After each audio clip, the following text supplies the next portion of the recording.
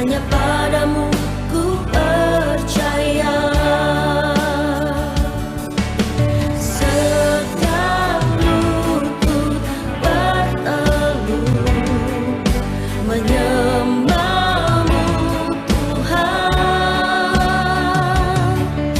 semua lidah mengaku Kau Tuhan berkuasa. Percaya Engkau Bapa-Ku yang setia, ku percaya kuasa-Mu nyata dan sempurna, tiada yang tak mungkin bagimu.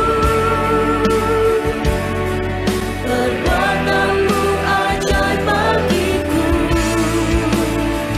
ku percaya Engkau Bapa-Ku yang setia, ku percaya kuasa-Mu nyata dan sempurna, tiada yang mustahil bagimu. Padamu ku percaya.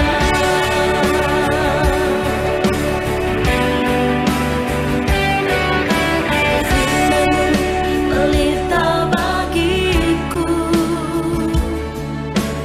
terang bagi jalanku. Ku berpegang pada janji-Mu, hanya padamu ku percaya. Setiap lutut berteluh menyembahmu Tuhan, semua lidah mengaku Kau Tuhan berkuasa. Percaya Engkau Bapa-Ku yang setia, ku percaya kuasa-Mu nyata dan sempurna, tiada yang tak mungkin bagimu. Perbuatan-Mu ajaib bagiku, ku percaya Engkau Bapa-Ku yang setia, ku percaya kuasa-Mu nyata dan sempurna, tiada yang mustahil bagimu. Padamu ku percaya.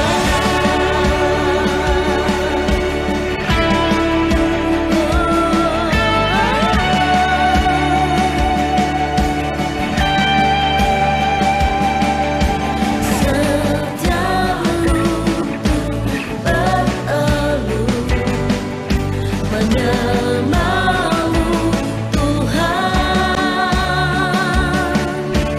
semua lidah mengaku Kau Tuhan berkuasa. Kau Tuhan berkuasa.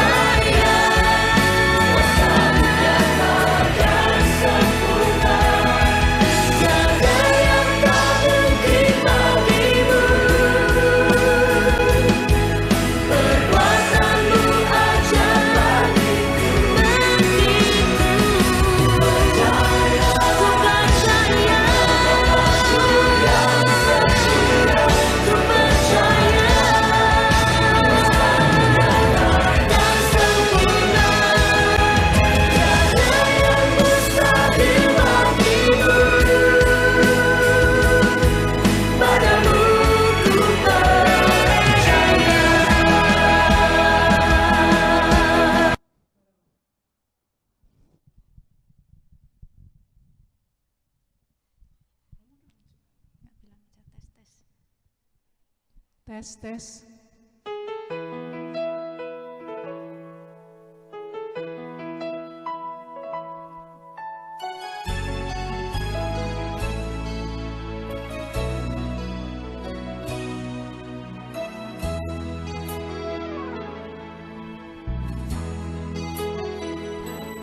siang, Romo Indra. Shalom. berada dalam kesesakan, Selamat siang. Engkau mempertahankan. Selamat siang. Kok kita mulai gak ada itu. Selamat siang Romo. Yuk, selamat siang. Ya, Apakah Pak terdengar Romo. suara saya? Dengar. Dengar ya, baik. Ya.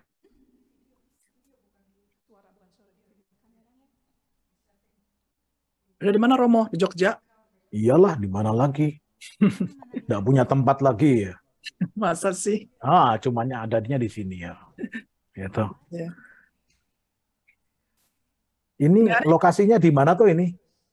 KKI HS itu lokasinya di mana? Singapura Romo. Ya, maksud saya masih di apa di apa itu? Gereja apa? Holy Spirit toh? Sekarang di Our Lady of Lourdes, cuman lagi direnovasi Romo gerejanya. Saya Jadi pernah sekarang- satu kali ke sana tuh waktu itu. pernah di Holy Spirit itu tuh Romo waktu kita Holy Spirit ya. Holy Spirit ya. Hmm. Sekarang kita udah pindah di gereja Our Lady of Lourdes di daerah Bugis. Oh begitu. Wah, nggak pernah tahu lah dari sana itu. Ya, nanti Romo datang lagi sekali lagi. Iya. Mari silakan mau ngobrol sama Romo. Ini ketua. Selamat siang Romo. Selamat siang. Pernah ikut Zoom sama Romo waktu itu diajarin itu Matius. Masa sih? Apa ini? Iya, sama Susan sama beberapa temen Romo. Oh, Yang begitu. rame-rame Romo waktu kita lagi. Rame-rame waktu itu Romo. Romo pernah ngajarin kita. Iya, Romo Bikin pernah PR. ngajarin kita jelas banget. Nggak jelas banget ya? Jelas banget. Oh, Romo. Enak sekali. Enggak oke kok. Teman-teman, kita kayaknya sudah jam 2.30. Mari kita sebelum memulai, kita mau buka semua kamera kita dan kita memberikan dada-dada gitu ya, senyum yang termanis buat teman-teman di kiri dan kanan kita di dalam ruangan Zoom ini. Shalom. Shalom Romo, shalom teman-teman shalom semua, Bapak Ibu saudara-saudara, sekalian. teman-teman semua. Sungguh kita bersyukur di siang hari ini kita boleh dikumpulkan Tuhan untuk bersama-sama di dalam ruangan Zoom ini. Sebelum kita mulai, mari kita mau mengangkat satu pujian. Kita yang dikumpulkan Tuhan, kita disembuhkan oleh Tuhan bersama-sama, kita juga boleh menyembah Tuhan bersama-sama di tempat ini. Mari kita angkat pujian ini.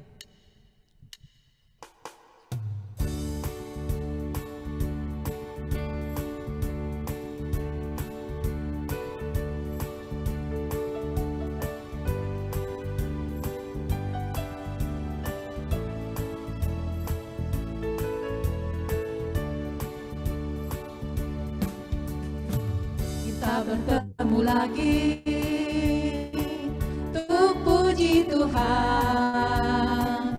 Kita bertemu lagi dalam kasih. Sesuatu pasti terjadi untuk kebaikan kita. Kita bertemu lagi untuk puji Tuhan. Kita bertemu untuk menyembah Tuhan. Kita bertemu saling mengasihi. Kita bertemu saling menyembuhkan. Puji Dia, glory haleluya. Puji namanya. Kita bertemu lagi. Kita bertemu lagi untuk puji Tuhan. Kita bertemu lagi dalam kasih. Sesuatu pasti terjadi untuk kebaikan kita. Kita bertemu lagi untuk puji Tuhan. Kita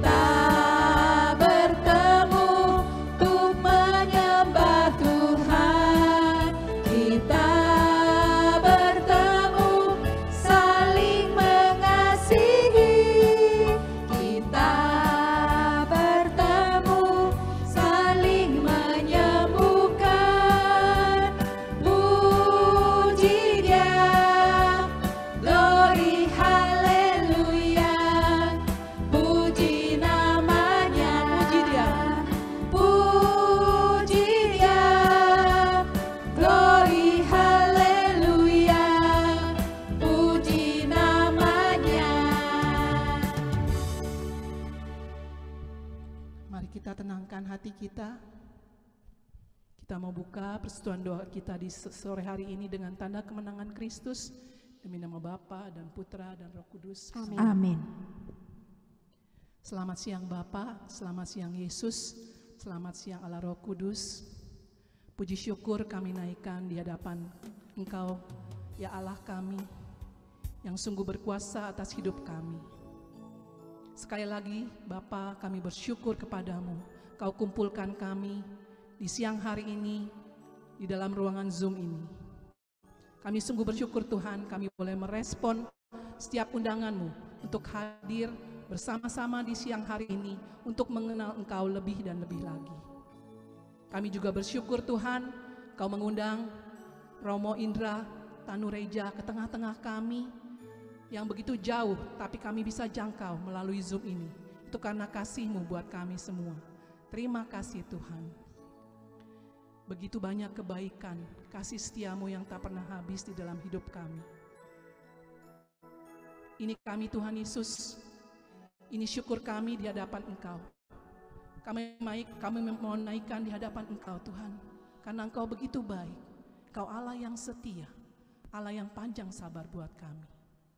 Kami mau naikkan syukur ini di hadapan-Mu Tuhan, dan kiranya Tuhan boleh menyenangkan hati-Mu.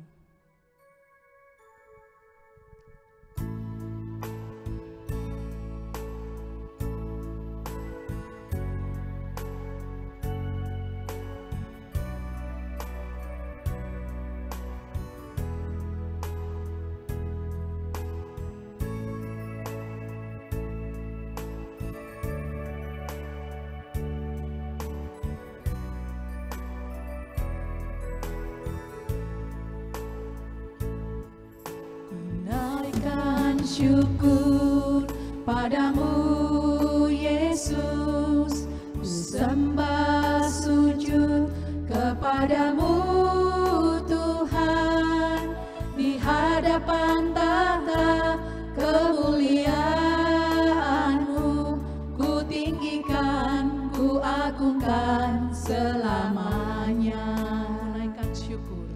Ku naikkan syukur padamu Yesus, ku sembah sujud kepadamu Tuhan, di hadapan tahta kemuliaan-Mu, ku tinggikan, ku agungkan selamanya. Segala puji syukur bagi-Mu,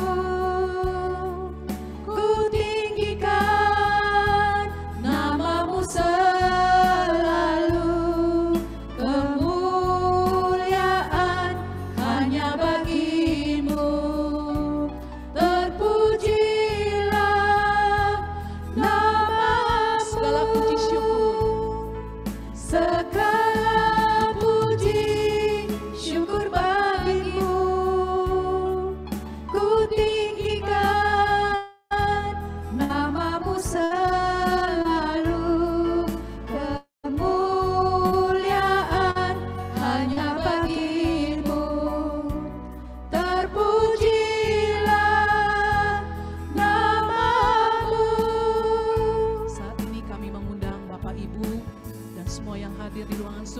Mari kita angkat syukur kita dari rumah kita masing-masing. Kita nyatakan setiap terima kasih kita, syukur kita kepada Tuhan. Bapa, kami bersyukur kepadamu atas penyelenggaraan-Mu di dalam hidup kami yang sungguh luar biasa. Terima kasih Bapa. Terima kasih Bapa. Kami bersyukur Tuhan, karena aku boleh mengalami kasih-Mu di dalam hidupku. Terima kasih Tuhan. Terima kasih Tuhan. Aku sungguh bersyukur Tuhan, Engkau begitu mengasihi kami. Engkau rela wafat di kayu salib agar kami mendapat keselamatan. Terima kasih Tuhan. Terima kasih Tuhan. Saat kami jatuh, Kau angkat kami. Terima kasih Tuhan. Terima kasih Tuhan. Engkau yang selalu menolongku di saat aku perlu. Terima kasih Tuhan. Terima kasih Tuhan. Kasih setiamu Tuhan yang tak pernah berkesudahan. Terima kasih Tuhan. Terima kasih Tuhan. Dan saat ini Tuhan, kami terus mau meninggikan Engkau. Kami mau mengatakan segala puji syukur hanya bagi-Mu. Segala puji syukur bagimu, ku tinggikan namamu selalu, kemuliaan hanya bagimu. Terpujilah namamu. Segala puji syukur, Segala puji syukur bagimu, ku tinggikan namamu selalu, kemuliaan hanya bagimu. Terpujilah namamu, terpujilah namamu. terpujilah namamu, Terpujilah namamu. terpujilah namamu. Benar Tuhan Yesus, kami sungguh bersyukur kepada Engkau. Kami memiliki Allah yang luar biasa, Allah yang sungguh baik, teramat baik buat kami. Amin. Dan saat ini Tuhan, kami terus mau masuk lebih dalam lagi di dalam puji-pujian kepada Engkau. Karena Engkau sungguh Allah yang maha besar, Tuhan kami yang besar. Mari teman-teman semua yang di dalam Zoom, Bapak Ibu saudara sekalian, kita mau memuji dari rumah kita masing-masing. Walaupun kita di rumah, kita sungguh mau memuji Tuhan dengan segenap hati kita. Mari kita angkat pujian ini.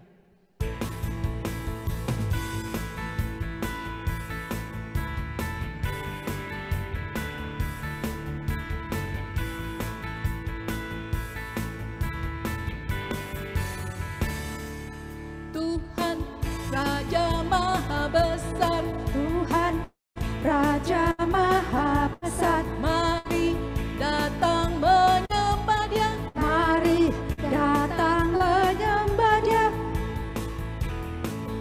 Tuhan Raja Maha Besar, Tuhan Raja Maha Besar, mari datang menyembah Dia. mari datang menyembah Dia, yang mencipta dunia ini, yang membentuk gunung-gunung, kehadirannya datanglah, nyanyi bersyukur padanya, dengan bersuka bernyanyilah, Dia bentuk keselamatan, puji Dia, Tuhan Raja Maha Besar.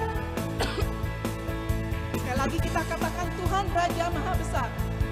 Tuhan Raja Maha Besar, Tuhan Raja Maha Besar, mari datang menyembah Dia. mari datang menyembah Dia. Tuhan Raja Maha Besar, Tuhan Raja Maha Besar, mari datang menyembah Dia. mari datang menyembah Dia, Dia mencipta dunia ini, Dia membentuk gunung-gunung, kehadirannya datanglah, nyanyi bersyukur padanya, dengan bersuka bernyanyilah, Dia batu keselamatan, puji Dia, Tuhan Raja Maha Besar. Dia mencipta dunia ini, Dia membentuk gunung-gunung, kehadirannya datanglah, nyanyi bersyukur padanya, dengan bersuka bernyanyilah, Dia batu keselamatan, puji Dia, Tuhan Raja Maha Besar. Dengan bersuka, Dengan bersuka bernyanyilah, Dia batu keselamatan, puji Dia, Tuhan Raja Maha Besar. Yesus Raja Maha Besar. Yesus Raja Maha Besar. Tuhan Raja Maha Besar. Tuhan Raja Maha Besar.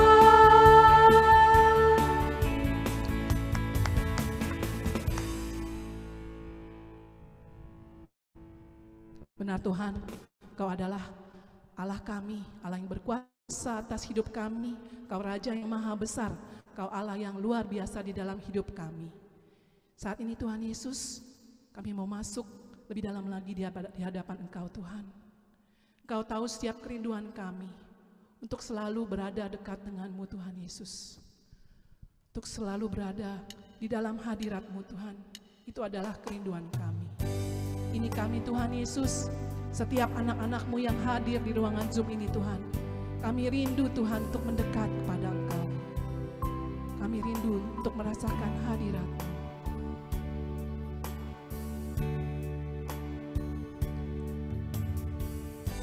Engkau tahu di hatiku ada sejuta rindu untuk selalu bersama-Mu Yesusku. Izinkan ku menyenangkan hati-Mu lewat nyanyian hatiku. Biarkanlah ku menyembah,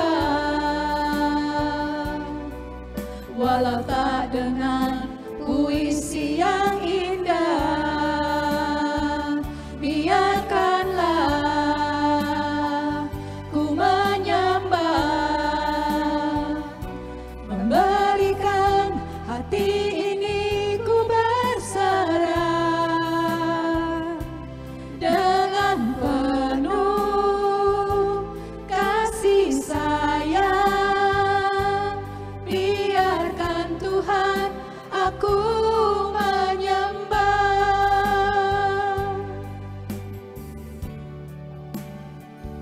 Engkau tahu di hatiku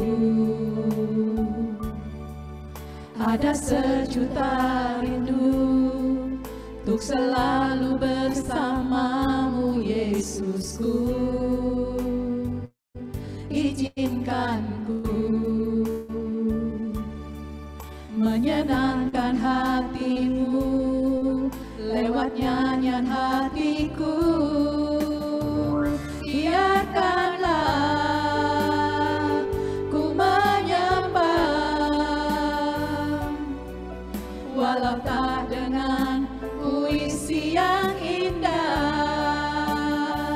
Biarkanlah ku menyembah,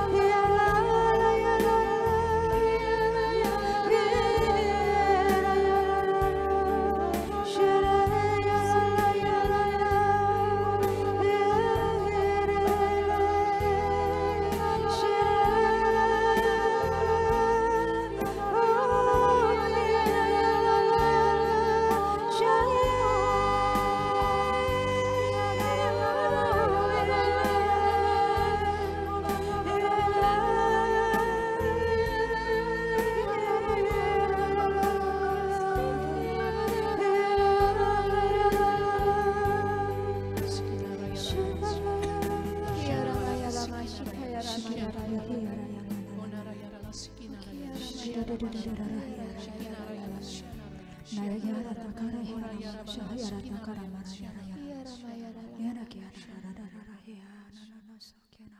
you, Jesus. Worship you, Jesus.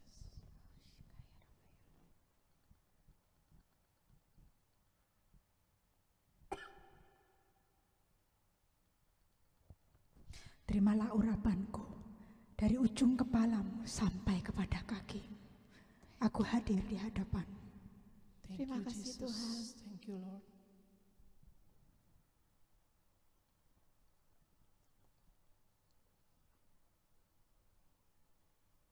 Setiap kemurahan-Ku melingkupi seluruh hidupmu. Thank you, Jesus. Terima kasih Tuhan Yesus.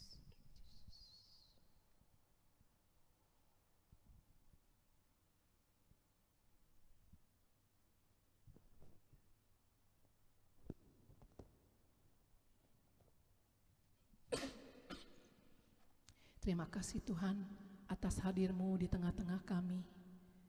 Sekali lagi Tuhan, dengan apakah akan kami balas setiap kebaikan-Mu di dalam hidup kami Tuhan. Yang Kau nyatakan Tuhan, melalui orang-orang di sekitar kami Tuhan. Saat ini Tuhan Yesus, giliran kami Tuhan, untuk menyenangkan hati-Mu. Duduk diam Tuhan Yesus mendengarkan Engkau.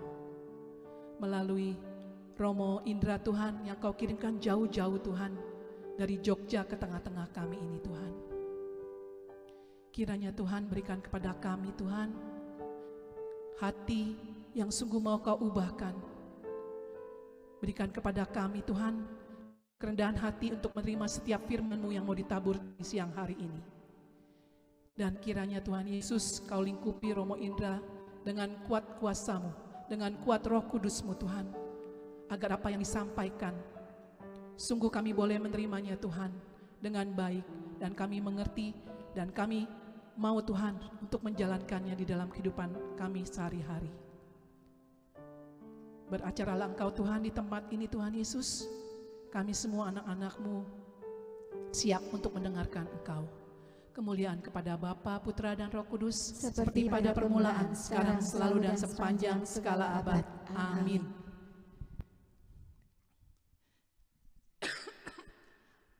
Sebelum kami memulai, saya juga mau memperkenalkan sedikit yang kami tahu. Selebihnya nanti Romo Indra memperkenalkan diri sendiri ya Romo. Yang pasti Romo Indra Tanurejo ini ada beberapa umat kita langsung bertanya-tanya loh. Romo Indra bukannya namanya Romo Indra Sanjaya gitu. Tetapi ternyata kalau di paspor ya Romo ya, namanya Romo Indra Tanureja. Dan Romo Indra ini perlu teman-teman ketahui, Romo Indra ini adalah dosen di Seminari Tinggi di Yogyakarta. Dan Romo Indra juga ada menulis beberapa buku ya Romo ya. Ada beberapa buku, sebentar saya bacain dulu, ada dapat kopetannya nih Romo. Romo ada mengarang buku Yesus Orang Nazaret, Raja Orang Yahudi. Terusnya ada lagi buku Why Me Lord. Terus ada lagi buku Deuterokanonika ya Romo ya. Selebihnya karena Romo baru pertama kali hadir di persekutuan doa kami, Romo boleh memperkenalkan dirinya lebih dalam lagi agar sungguh kita makin mengenal Romo juga ya, selain mengenal firman Tuhan. Silakan Romo. Baik, selamat siang apa sore terserah lah ya. Ya saya kira perkenalan cukup itulah, enggak usah ditambah-tambah lagi. Yang penting kan firman Tuhan yang harus banyak diperkenalkan, itu bukan saya, nanti terlalu menonjol saya itu. Ya memang nama saya seperti itu, kalau biasa dikenal sebagai Romo Indra Sanjaya seperti itu, tetapi karena ya ini persoalan di Singapura itu agak sedikit istimewa, harus store paspor segala macam begitu ya, ya sudah akhirnya ya nama asli yang di sana itu seperti itu. Ya, itu nama keluarga saya yang diberikan oleh orang tua. Sementara Indra Sanjaya itu sebetulnya adalah terinspirasi dari salah satu imam martir di Keuskupan Agung Semarang, Romo Sanjoyo, yang wafatnya itu persis pada hari kelahiran saya. Lalu saya tempel saja di situ. Mudah-mudahan saya bisa meniru Romo Sanjoyo, tetapi setelah sekian puluh tahun jadi imam rasa-rasanya bukan meniru, ini malah bikin malu gitu. Jadi itu saja yang bisa saya sampaikan. Ini apakah masih dalam rangka perkenalan atau bagaimana ini?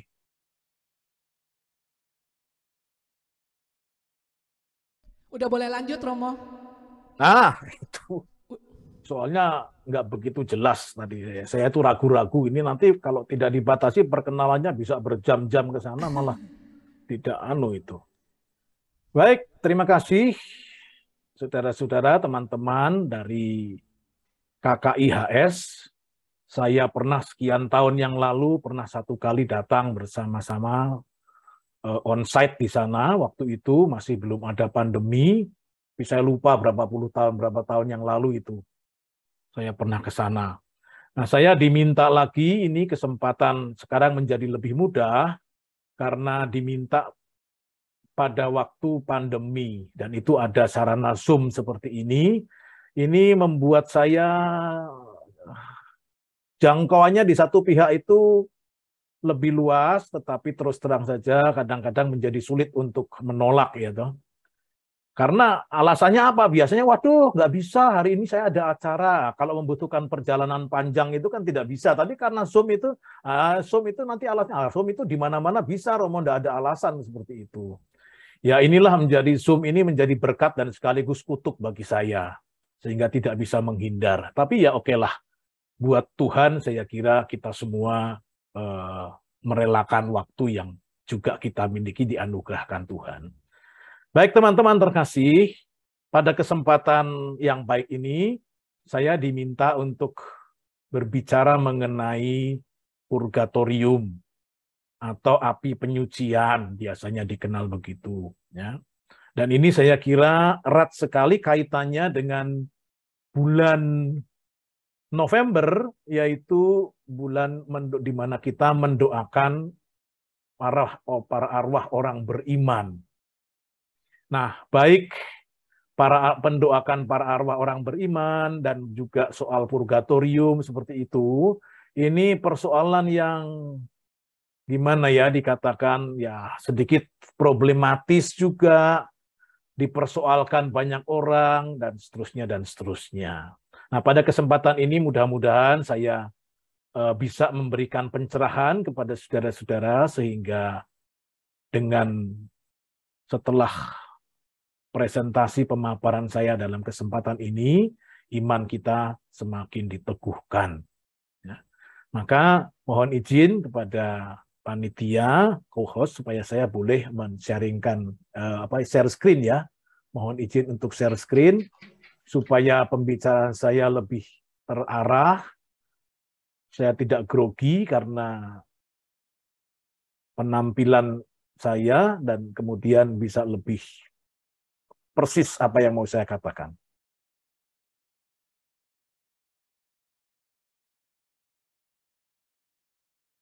Baik. Nah, judul yang diberikan kepada saya atau kita renungkan bersama itu adalah bersyukurlah ada purgatorium. Kemarin saya tergoda untuk mengubah bersyukurlah purgatorium itu ada. Ya.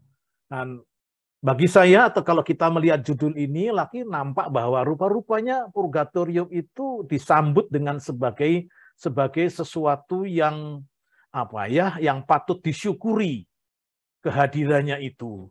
Ya. Mengapa demikian? Nanti kita bisa lihat. Mudah-mudahan memang kehadiran purgatorium itu menjadi berkat bagi kita semua. Saya beberapa kali diminta berbicara mengenai purgatorium seperti ini. Ya, dan saya merasa bahwa di satu pihak ada perkembangan gagasan, tetapi di lain pihak ya cuma itu saja. Ya, nampaknya memang di satu pihak sederhana, tapi di lain pihak juga tidak amat sederhana itu. Ya. Nah, permasalahannya apa? Ya, kalau kita bicara mengenai purgatorium, teman-teman, ya siapa toh sebetulnya yang tidak tahu? Semua itu merasa tahu, ya, merasa tahu, tetapi juga tidak amat yakin. Ya. Tidak amat yakin. Oh, di sini ada Romo yakin nih, saya sebut-sebut ini nanti ini, ya. Muncul banyak pertanyaan berkaitan dengan purgatorium. Dan saya yakin bahwa teman-teman mengundang, meminta saya berbicara tentang purgatorium itu juga karena ada pertanyaan. Paling tidak ada keinginan untuk mencoba menangkap lebih jelas seperti itu. Ya.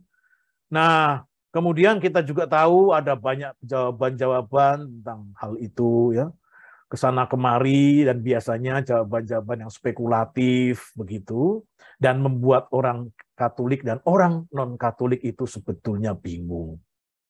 Ada beberapa hal yang membuat orang itu bertanya-tanya, apakah purgatorium itu ada? Apakah purgatorium atau api penyucian itu memang ajaran yang sehat dalam kekristenan, dan segala macam pertanyaan seperti itu. Ya. Nah, mudah-mudahan saya dalam kesempatan ini bisa memenuhi harapan teman-teman untuk memberikan sedikit pencerahan mengenai hal tersebut. Ya. Nah, saking bingungnya atau saking membingungkannya, sebetulnya yang membingungkan itu bukan hanya sekedar purgatorium, ya. Yang membingungkan itu bukan purgatorium, tetapi gagasan mengenai eskatologi. Eskatologi adalah the last things, ya, hal-hal terakhir. Biasanya ditunjuk ada 4 hal terakhir itu: kematian dan neraka. Dan ini membingungkan karena apa? Karena ya ini adalah sesuatu pemahaman yang bagaimana bisa dibuktikan, belum ada yang pernah sampai ke sana. Nah, saking bingungnya, kalau dulu Santo Paulus pernah juga bingung mengenai kedatangan Tuhan yang akan segera datang begitu dalam surat Tesalonika, ya. Sekarang ini rupanya gereja juga masih dibingungkan, umat beriman masih dibingungkan. Maka dalam zaman modern ini saya menyebut 2 itu, ya. CDF itu Congregation of the Doctrine of Faith, ya, Kongregasi Ajaran Iman, pada tahun 79 itu pernah mengeluarkan sebuah surat berkaitan dengan beberapa hal menyangkut eskatologi. Ada semacam kerancuan, juga ada semacam kebingungan. Apa tuh sebetulnya itu? Ya. Kemudian ada sebuah pertanyaan juga yang sangat mendasar. Apakah sesudah kematian itu masih ada sesuatu? Ya. Apakah sesudah kematian itu masih ada sesuatu atau sebetulnya hilang begitu saja? Ya. Dunia yang sangat materialistis seperti itu, yang hampir menyingkirkan dimensi-dimensi transenden, dimensi-dimensi spiritual manusia, itu hampir-hampir mengikis sebetulnya. Maka muncul pertanyaan-pertanyaan ini. Banyak soal kalau kita bertanya ke dalam diri, ya, beberapa teman itu kalau mengatakan apakah sungguh percaya toh hidup ini, sesudah hidup ini masih ada sesuatu. Nah, ini banyak orang yang mulai sekarang ini agak ragu-ragu. Ya. Selain surat dari Kongregasi Ajaran Iman tahun 79, ITC itu International Theological Commission, Komisi Teologis Internasional, tahun 92 itu juga mengeluarkan hal yang sama. Mulai penjelasan-penjelasan mengenai eskatologi. Ya, saya sebetulnya juga tidak akan terlalu bingung, tidak akan terlalu heran kalau orang berbicara mengenai eskatologi itu bisa ke sana kemari. Ya. Karena apa? Karena tidak ada yang pernah ngalamin kok. Semua spekulasi dalam arti tertentu, ya. Hanya ya siapa yang pintar ngomong begitu katakanlah lalu akan mendapatkan kepercayaan, ya. Tetapi tidak ada satu orang pun yang pernah melihat dan menyaksikan dan mengalaminya sendiri. Nah, itu sebabnya mengapa pertanyaan-pertanyaan membingungkan mengenai eskatologi, ya, apakah itu neraka, apakah itu hidup sesudah mati, apakah itu surga, apakah itu api penyucian, semuanya itu kalau tidak hati-hati masuk dalam diskursus spekulatif semua itu seperti itu. Ya. Tapi oke lah, itu bagaimanapun juga itu adalah bagian dari realitas hidup beriman kita. Dan nanti kita akan lihat juga, mudah-mudahan saya bisa menunjukkan bahwa memang itu relevan sekali untuk kita. Ya. Soal apa itu? Soal eskatologi khususnya. Baik. Nah, apa yang akan kita buat di sini? Saya hanya berusaha untuk menjelaskan kepada saudara-saudara, pada teman-teman semua, bagaimana kita bisa memahami ajaran tentang purgatorium dengan benar. Ya. Ajaran tentang purgatorium dengan benar. Ya. Hanya dengan catatan. Dan ini catatannya ya tidak bisa tidak harus saya katakan. Bidang saya itu terbatas sekali. Saya belajar kitab suci. Ya. Saya belajar kitab suci, jadi bidang saya adalah Bible. Itu. Ini sudah membatasi karena saya tidak punya kemampuan untuk merefleksikan hal-hal seperti ini, misalkan dari sudut teologi sistematis atau teologi fundamental yang lebih ya. Maka nanti saya akan lebih berkaitan dengan kitab suci, nyangkut-nyangkut keluar kitab suci ya enggak apa-apalah supaya saya tidak kehabisan bahan begitu ya. Itu. Dan yang kedua yang penting adalah saya masih hidup gitu loh. Jadi kalau teman-teman itu mengundang saya, percayalah saya masih hidup di sini. Ya, ini teman-teman tidak mengundang roh seperti seperti Saul yang mengundang rohnya Samuel seperti itu. Tapi saya manusia hidup di sini. Tetapi karena saya manusia hidup, saya belum pernah mengalami mati gitu loh. Ya, belum pernah mengalami dan saya belum pernah juga sampai ke batas. Semogalah itu nanti pasti suatu saat datang, tapi saya kira ya itulah. Sampai sekarang belum saya alami. Artinya apa? Artinya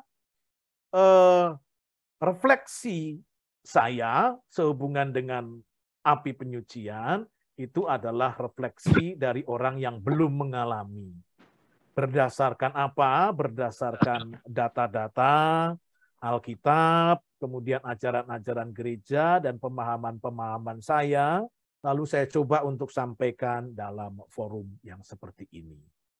Lain halnya teman-teman, kalau saya itu orang yang sudah pernah mati dan ngalami sendiri, lalu ada semacam justifikasi dan pembenaran dan bahwa ini pasti benar karena saya sudah ngalami sendiri. Ya. Tapi ini belum. Saya belum ngalami dan mudah-mudahan tidak dalam waktu dekat supaya saya punya kesempatan untuk jalan-jalan ke Singapura juga lah kali-kali itu ya. Oke, baik. Prinsip umum. Nah ya, saya tentu saja sebagai dasar dari semua ajaran Kristen itu kita harus berpaling kepada kitab suci dan tradisi. Ya. Karena apa? Karena di dalam kitab suci itu Allah memaklumkan rahasia kehendaknya. Kalau teman-teman membaca Dei Verbum artikel 2, di situ jelas dikatakan ya, bahwa dalam karena kebaikannya Tuhan itu menyatakan dirinya dan memaklumkan rahasia kehendaknya di dalam sejarah.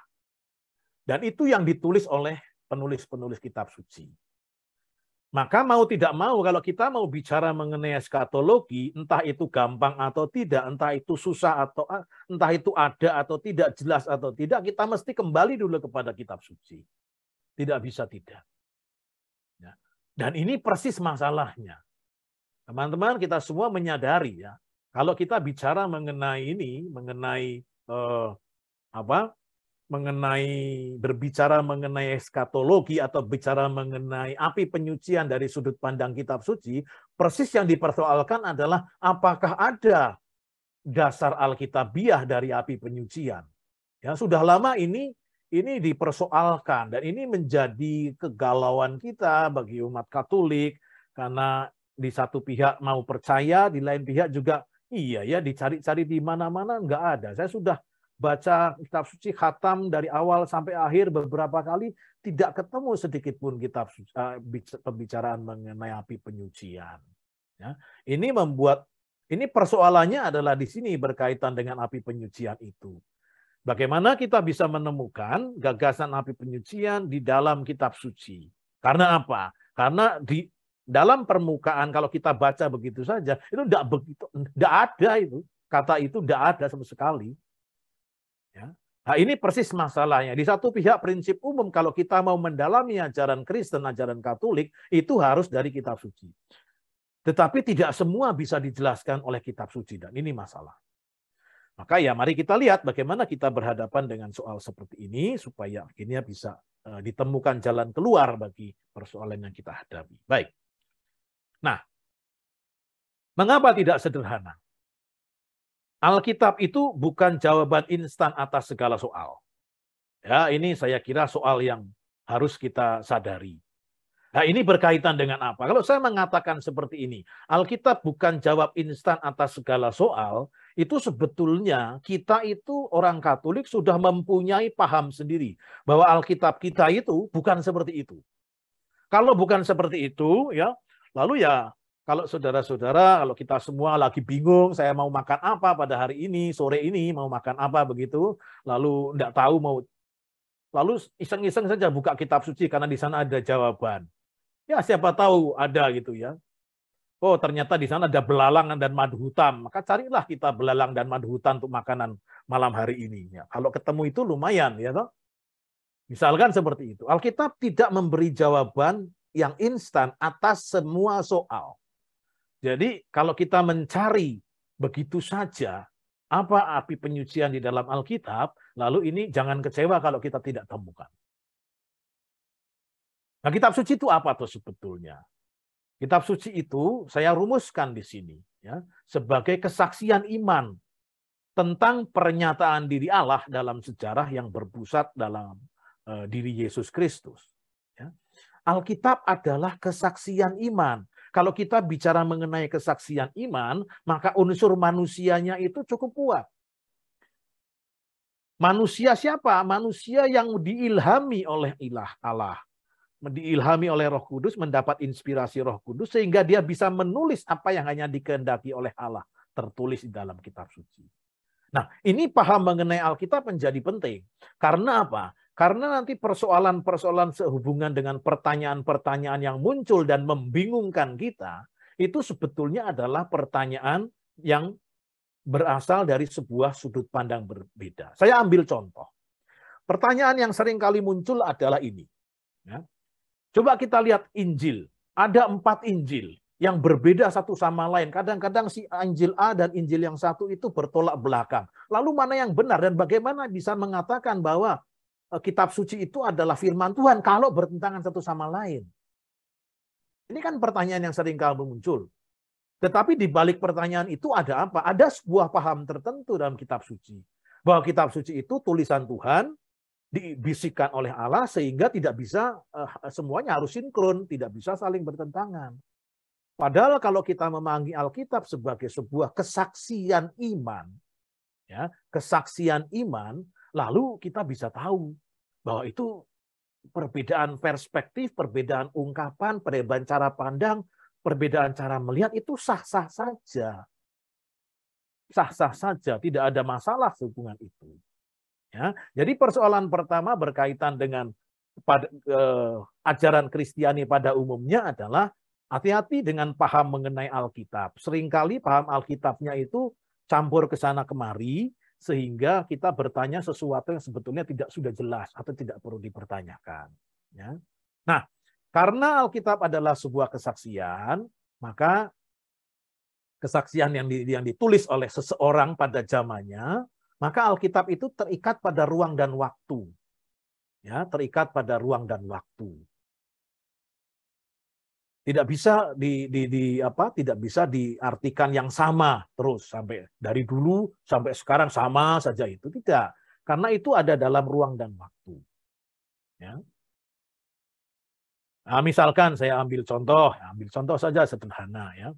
Kalau sekarang ini di banyak paroki di Indonesia, katakan saya tidak tahu di Singapura ya, orang harus menggunakan masker, ya, menggunakan masker. Karena apa? Karena COVID itu. Nah, nanti kalau 10 tahun lagi COVID tidak ada, itu peraturan menggunakan masker itu jangan dipakai lagi, karena itu sudah tergantung pada situasinya. Kalau nanti 10 tahun lagi COVID tidak ada, masih ada aturan atau masih dicoba diterapkan aturan menggunakan masker, nah itu kan tidak tepat seperti itu.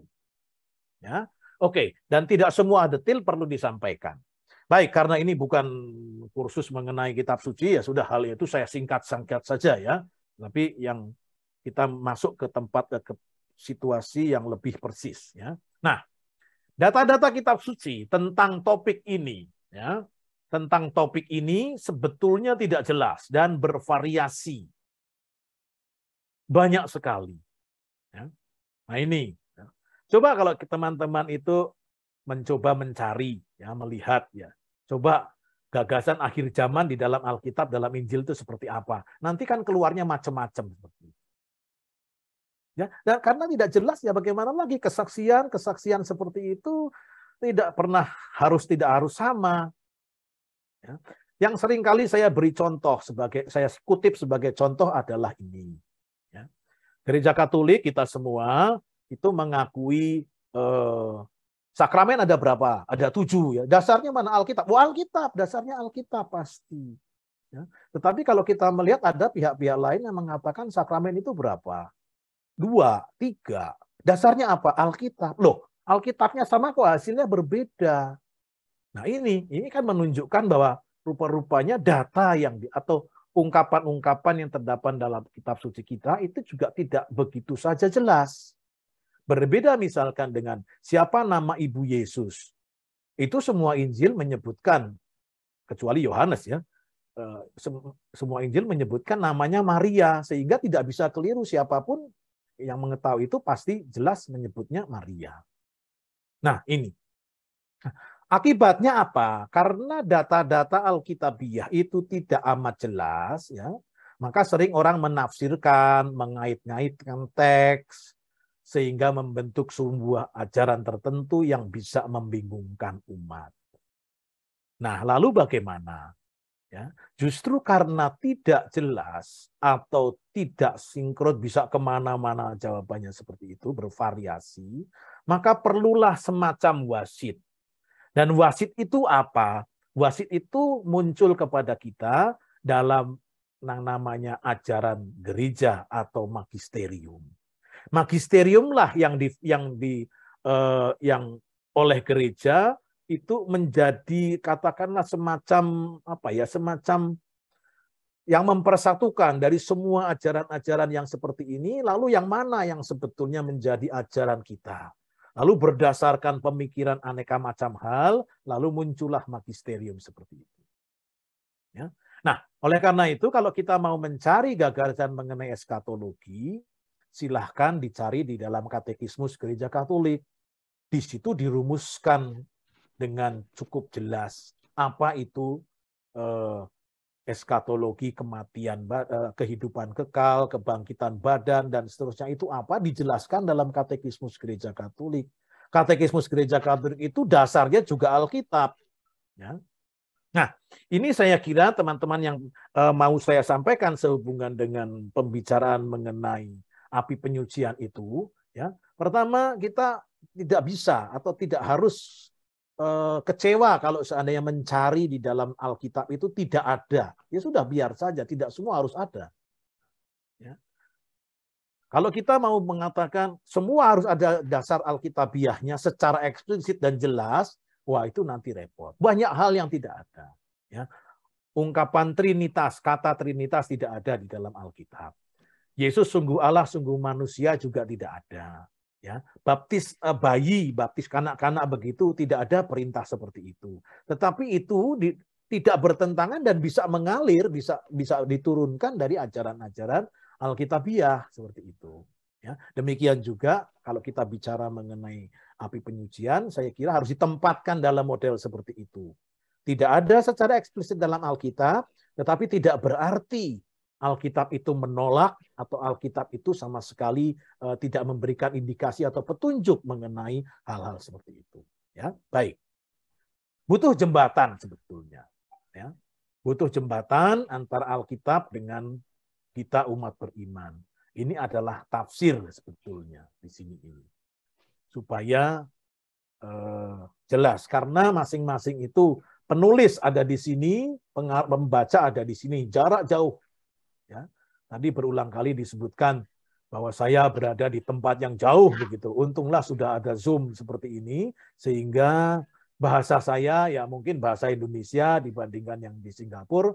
Mudah-mudahan teman-teman yang di Singapura tidak lupa bahasa Indonesia itu saja. Ya, sehingga masih bisa ditangkap gitu loh. Ya, baik. Nah, asal usulnya dari mana purgatorium itu? Kata ini tidak terdapat di dalam Alkitab. Ya. Karena itu kita mencari dalam Katekismus Gereja Katolik untuk mengetahui apa yang sebenarnya dimaksudkan. Ya. Di mana posisi purgatorium dalam tradisi Katolik dan dalam penghayatan umat. Tidak ada di dalam Alkitab. Ya. Jadi tidak ada di dalam Alkitab itu bukan berarti tidak Alkitabiah. Saya kira beda itu. Ya.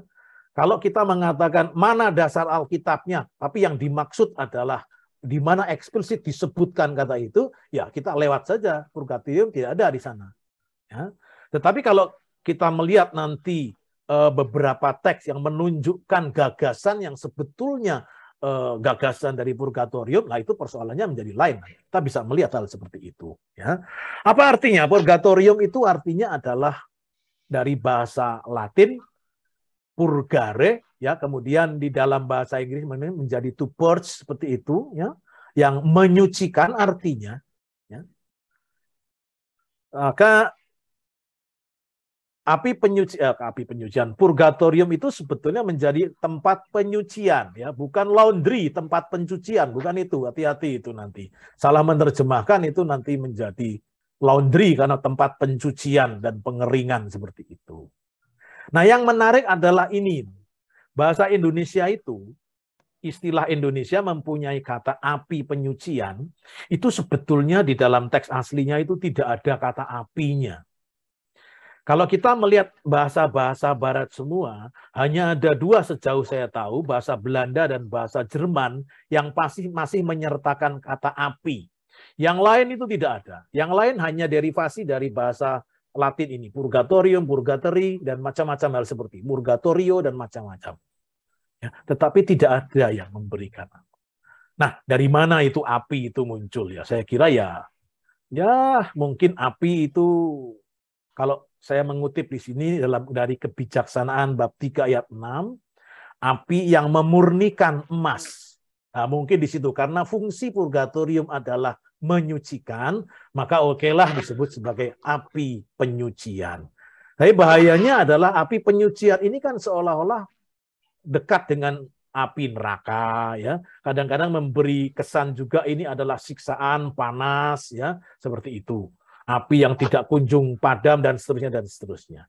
Mari kita alert saja bahwa ini bukan soalnya, ya. Soalnya adalah purgatorium adalah suatu, bahkan kalau kompendium katekisme menyebutkan suatu situasi sebetulnya, ya. Sebuah situasi di mana ya ada unsur penyucian seperti itu, penyempurnaan supaya lebih suci, supaya orang bisa masuk ke dalam surga, ya. Baik. Ajaran mengenai purgatorium itu sebetulnya punya sejarah yang panjang. Ya. Bahkan juga terdapat dalam agama dan kepercayaan lain, mungkin belum ada namanya atau kita tidak tahu namanya. Tapi ada. Ya. Nah, saya menulis di situ The Passion of Perpetua and Felicitas, ya, sebuah kisah saya kira dari abad ke-3 atau bagaimana, yang menceritakan Perpetua itu dalam mimpi bertemu dengan saudaranya yang sudah meninggal, ya, ceritanya begitu. Dalam mimpi ketemu saudaranya sudah meninggal dan dia lihat bahwa saudaranya itu tampangnya itu sangat kumuh, jelek sekali, tidak menarik, mungkin kurus seperti kurang makan dan seterusnya. Dalam pertemuan mimpi seperti itu kemudian disampaikan supaya berdoa untuknya. Nah, kemudian memang sungguh dilaksanakan. Perpetua berdoa untuk saudaranya itu, dan setelah sekian lama kemudian ketemu dalam mimpi lagi, kelihatan bahwa tampang saudaranya sudah jauh lebih cantik, lebih manis, ya, lebih ganteng seperti itu. Dari situ ada sebuah gagasan bagaimana rupa-rupanya doa yang diberikan untuk orang yang sudah meninggal itu mampu mengubah situasi. Ya. Nah, ini saya sebut di sini tidak eksplisit bicara mengenai api penyucian atau purgatorium. Karena apa? Karena purgatorium itu sebetulnya nanti berdekatan dengan berdoa untuk orang yang sudah meninggal. Bahkan di dalam Katekismus Gereja Katolik dikatakan bahwa ajaran mengenai api penyucian itu sebetulnya didasarkan pada sebuah tradisi kebiasaan saleh berdoa untuk orang yang sudah meninggal. Ya, oke. Baik, kita tidak usah panjang lebar mengenai hal ini, ya. Para bapak gereja juga sudah bicara, artinya purgatorium itu sudah dulu menjadi bagian dari sebagai gagasan ya, sebagai gagasan purgatorium itu sudah sejak dari dulu awal itu sudah ada. Walaupun harus dikatakan bahwa kelahiran purgatorium secara formal resmi begitu itu baru pada tahun 1274 kalau saya tidak salah. Ya, 1274 ya.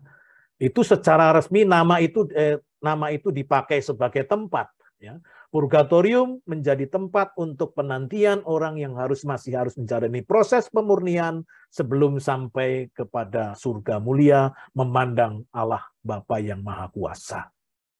Ya. Tetapi gagasannya itu sudah ada sejak dulu.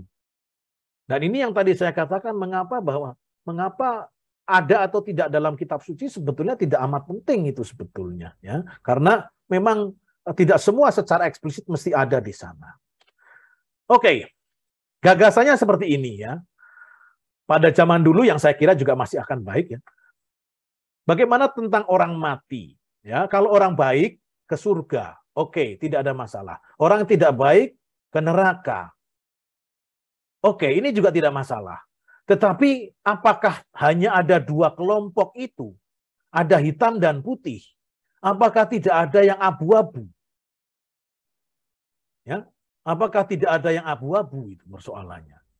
Nah, dari situ lalu muncul ya, kenyataan atau fakta kenyataan kita, itu kita bisa melihat ada orang yang sangat suci. Ya, ada orang yang sangat kudus, orang yang sangat baik sungguh-sungguh. Kita mengaku ini adalah seorang santo atau santa. Tetapi kita juga melihat ada orang-orang yang sangat jahat. Ada. Tetapi ada juga orang yang di tengah-tengah itu. Berusaha baik, ya, sudah berusaha baik, serius, tetapi belum baik-baik amat.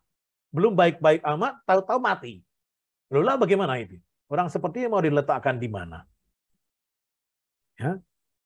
Nah, dari situ kemudian muncul gagasan, mesti ada sebuah situasi tengah, intermediate begitu, ya, di mana orang-orang yang abu-abu seperti ini lalu mesti menunggu sambil menjalani penyucian dan kemudian baru bisa diterima ke tempat yang ke surga. Purgatorium itu nanti exitnya hanya satu. Purgatorium itu per definisi tidak pernah menjadi suatu tempat permanen. Purgatorium itu tidak pernah menjadi tempat permanen, exitnya hanya satu, yaitu surga. Tidak bisa orang masuk purgatorium lalu keluarnya ke neraka, itu tidak ada itu seperti itu. Ya, tidak bisa itu. Ini sudah ke surga sebetulnya. Ya, nah, gagasan seperti itu saya kira sampai sekarang pun masih ada ya. Ada orang, kalau orang baik masuk ke surga, oke, kita terima. Orang buruk kita masuk neraka, orang kita terima. Tetapi bagaimana yang tiga ini, yang di tengah-tengah ini, yang abu-abu ini, seperti ini, mau kemana kan ini? Mau dimasukkan ke neraka tidak terlalu jahat, mau dimasukkan ke surga ya kurang baik atau belum sepenuhnya baik ya. Lalu ya bagaimana? Kalau Tuhan menginginkan semua orang diselamatkan, mesti ada sebuah cara tertentu. Ada sebuah solusi atas problem seperti itu. Problem itu saya kira real. Ya. Baik. Ya. Nah, ini tadi saya katakan surat kelahiran konsili Purgatorium itu pada tahun 1274, Konsili Lyon II. Ya. Tapi baiklah, ini tidak usah terlalu banyak nanti menjadi berlebihan ya. Menggagas Purgatorium saya. Lihat. Kita baca Wahyu 21 ayat 27. Teksnya seperti itu. Mudah-mudahan saya tidak salah kutip ini. 21 ayat 27 ayat 7 saya kira.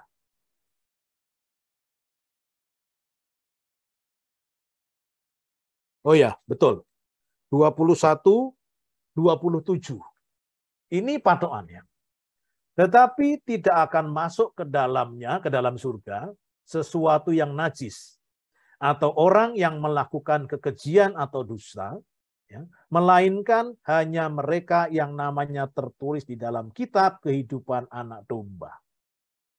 Jadi, yang masuk ke surga, yang sesuatu yang najis tidak akan pernah bisa masuk ke sana. Itu jelas. Ya. Ini. tidak akan masuk ke dalamnya sesuatu yang najis. Orang yang melakukan kekejian atau dusta itu tidak bisa masuk ke sana. Ini aturan yang pertama. Karena kalau tidak ya, ini kalau tidak, ini demi surga soalnya. Atau demi Allah yang ada di surga juga ya. Allah yang tinggal di surga itu mesti sempurna 100%. Sempurna 100%, 100% baik, 100% tanpa celah, 100% tanpa noda, 100% tanpa dosa. Maka akibatnya ya hanya orang yang 100% kudus tak bercela itu yang masuk ke dalam surga. Zero tolerance, tidak ada lagi kemungkinan. Kalau kita mau main tawar-tawaran, ya sudah jangan 100% lah. Untuk ya cincai gitu ya sama teman-teman sendiri kasihlah 98% begitu. Ya kalau mulai 98% mulai ada tawar-menawar seperti ini, hari ini 2%, besok bila 5%, 10% dan seterusnya. Akhirnya apa yang terjadi? Surga itu isinya malah penuh orang-orang seperti itu. Tidak lagi menjadi sebuah tempat Allah yang maha kudus, maha suci. Ya. Maka ini harus dipegang mutlak atau paling tidak kita pegang sebagai sesuatu yang mutlak bahwa surga itu orang yang masuk ke sana 100% murni. Matius bab 5 ayat 48 mengatakan, karena itu haruslah kamu sempurna seperti Bapamu di surga sempurna. Sempurna dalam arti betul-betul betul-betul betul-betul perfect gitu. Bulat begitu. Ya. Nah ini ya, ajakan untuk sempurna seperti itu. Ya. Nah, kalau hal pertama seperti ini, hal yang kedua, berapa banyak orang yang bisa lolos sebetulnya ya? Bagaimana dengan orang yang masih berdosa dan membutuhkan perdamaian begitu ya? Baru sudah sampai pada 99,5% itulah, kurang setengah persen, masa nggak boleh masuk begitu? Ya, kurang ya jahat juga kagak ya. Ini sudah baik kok, 99%, 98, 99,5. Gimana? Dikasih masuk atau tidak ke surga itu? Nah, kalau kita mau konsisten seperti itu, ya mestinya tidak. Nah, kalau tidak, lalu mau diapain orang seperti ini? Ya, ini. Pertama, kalau diterima, berarti surga akan berisi orang yang tidak sempurna. Ini berkontradiksi dengan apa? Kontradiksi dengan gagasan mengenai surga atau kekudusan Allah. Yang kedua, kemungkinan lain. Pada titik kematian, Allah akan menyucikan, memantaskan secara total.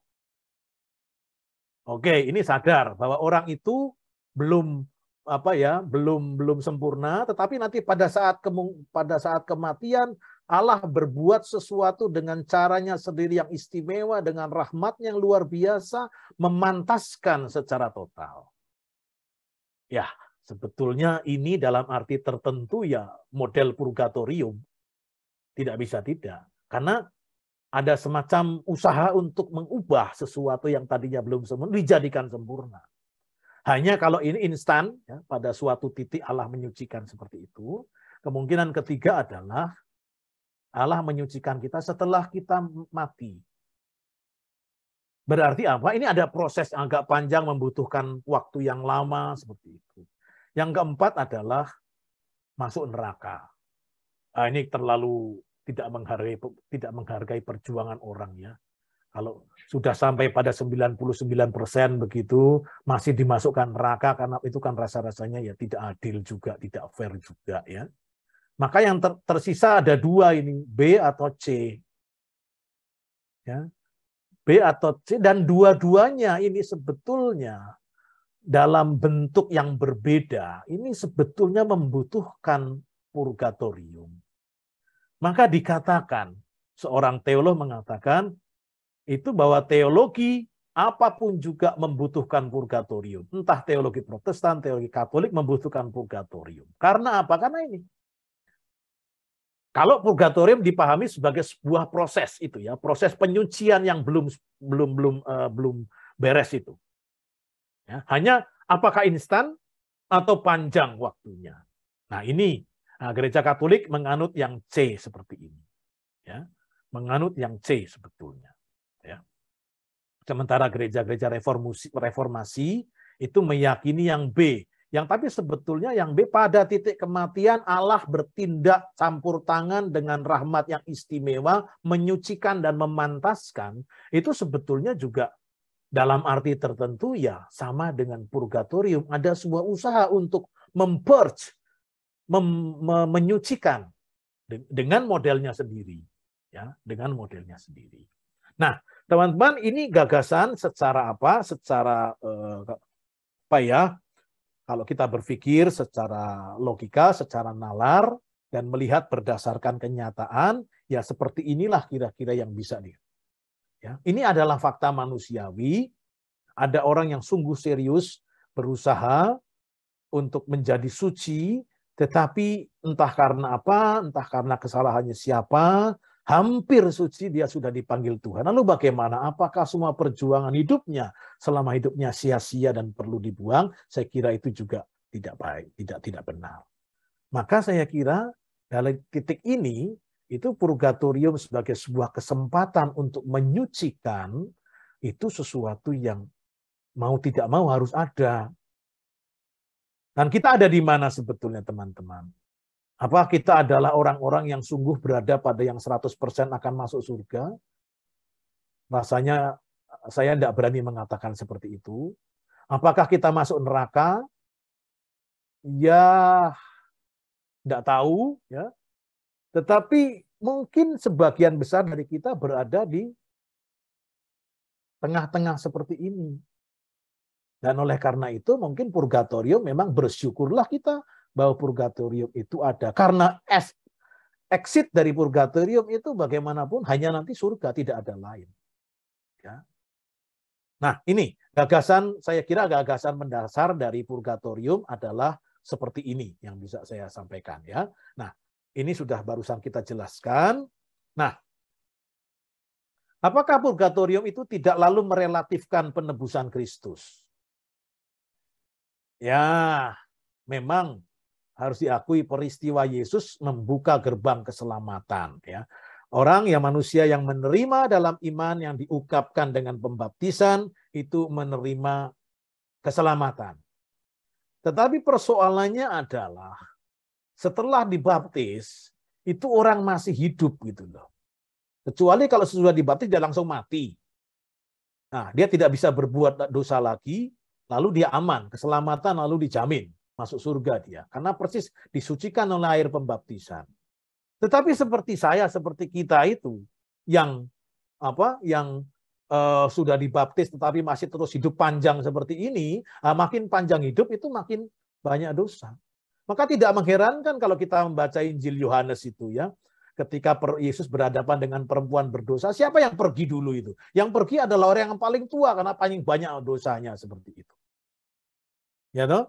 Nah, semenjak kita hidup, kita masih bisa berdosa. Untung kita itu orang Katolik masih punya sakramen pengakuan dosa, sakramen rekonsiliasi yang memulihkan, memurnikan lagi sebetulnya kita. Ya, untung kita. Nah, Paulus mengatakan dengan jelas, tetap kerjakan keselamatanmu. Dan dia ini mengatakan ini kepada orang-orang yang sudah Kristen. Artinya apa? Artinya walaupun kamu Kristen, walaupun kamu sudah percaya pada Tuhan Yesus, kamu tetap harus mengerjakan keselamatanmu. Tidak berarti kalau sudah selesai saya menjadi Kristen, lalu ini tiket saya, sudah aman, saya sudah punya tiket begitu ke surga. Tidak begitu. Ya.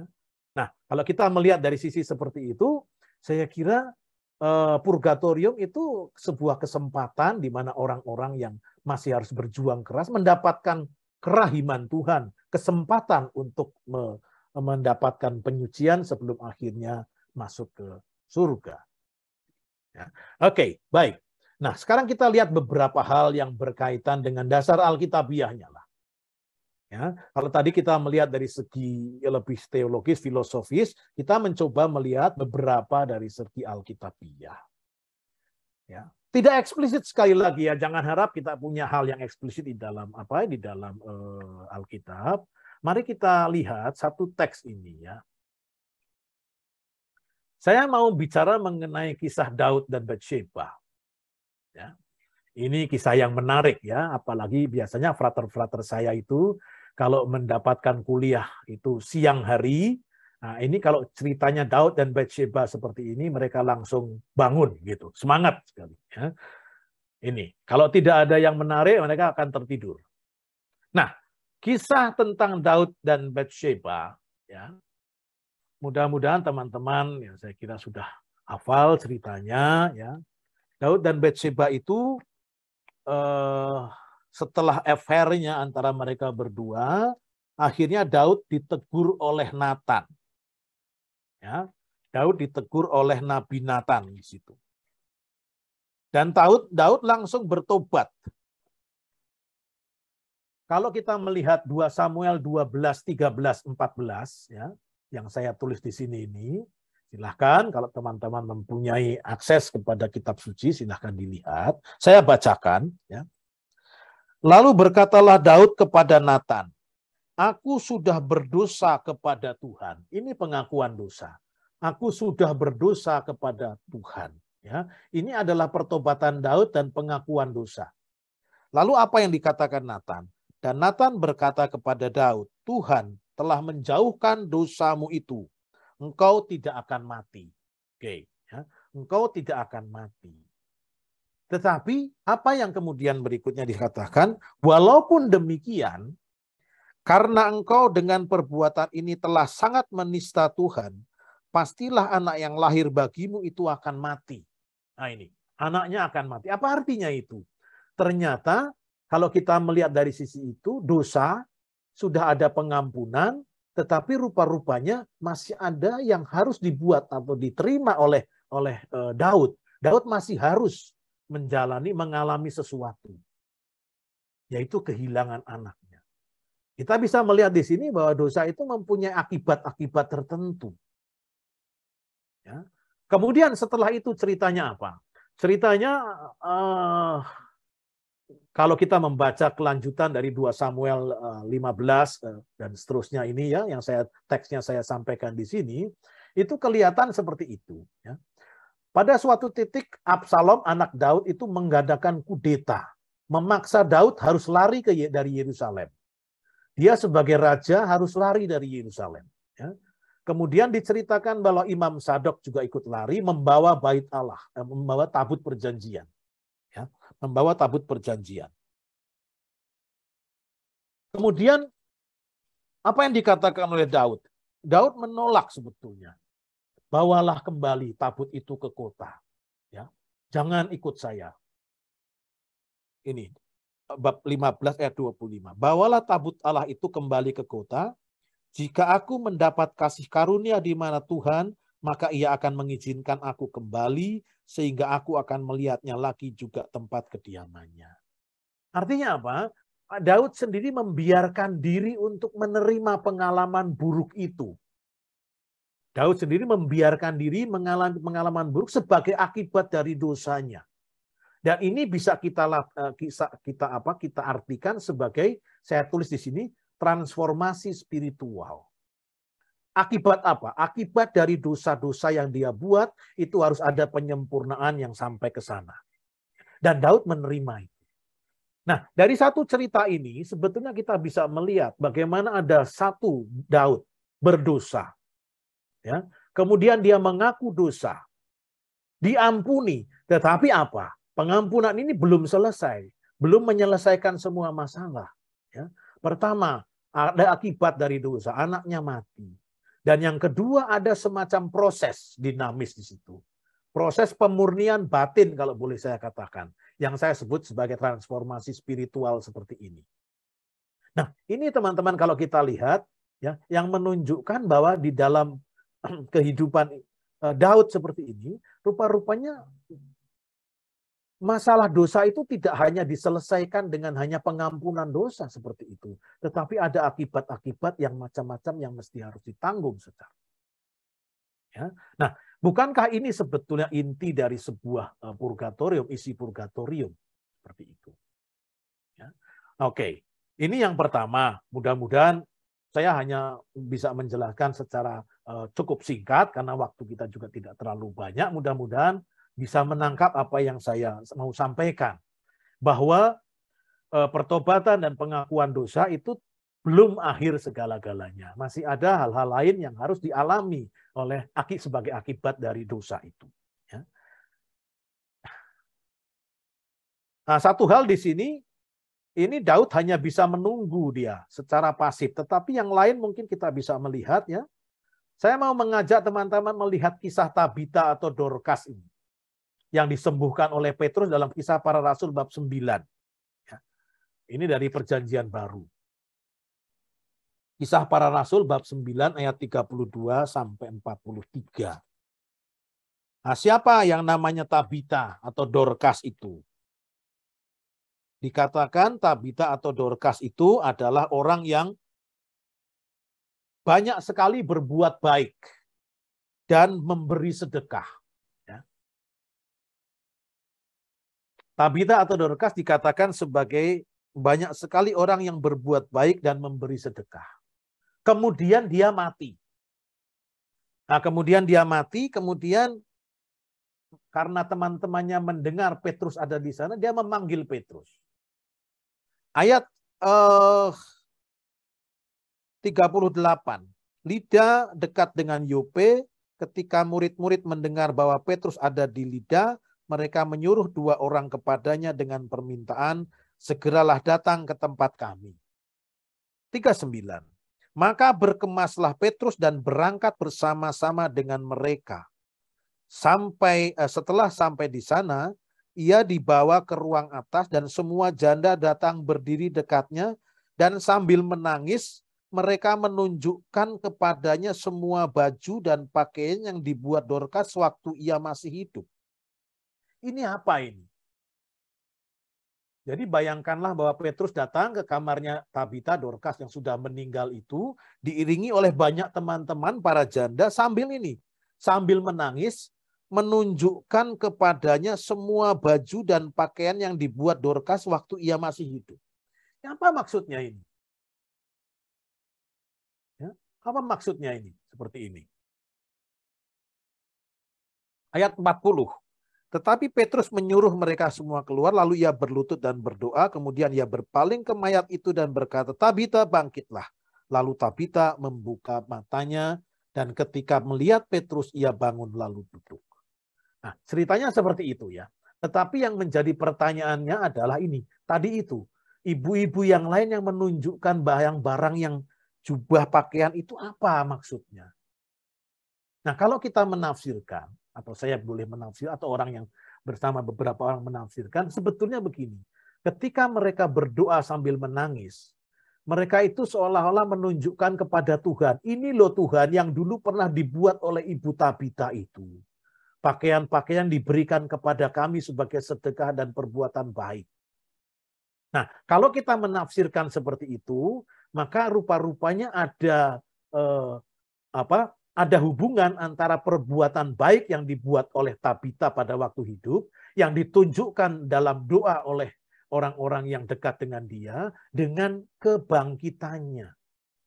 Rupanya Tuhan lalu dibujuk, Tuhan orang ini sudah begitu baik, lihat ini loh barang-barang yang dia buat, yang sendiri diberikan kepada kami sebagai bentuk sedekah dan perbuatan baik, tolonglah.